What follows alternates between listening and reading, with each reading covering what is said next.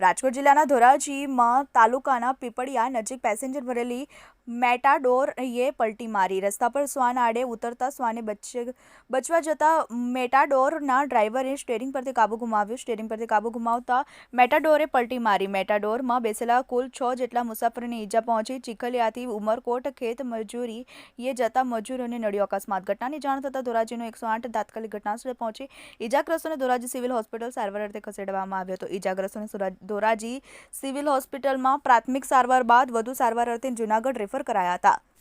વિશ્વાસ Rajput, TV 18 news, Rajkot. તમારું નામ? મારું નામ કિશોર. અને તમારે શું વાહન ચલાવતા હતા? એ સુપર કેરી છે. ક્યાંથી ક્યાં જતા હતા? શીખેલીયાથી કનોડા ડુંગળીના મજૂર હતા. અને બનાવ કઈ જગ્યાએ બન્યો? બનાવ બન્યો આપણે મોટી માટી પીપળિયા પાસે.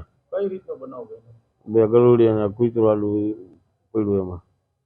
શું થયું? ગાડી બ્રેક મારી પલટી મારી ગઈ ગાડી. બરોબર. અંદર કેટલાક માણસો હતા? 12 જણા હતા.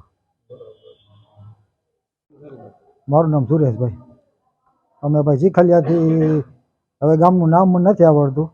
ઉમરકોટ અમે મજૂરી કામે જતા હતા, ડુંગળી ઉપાડવા જતા હતા.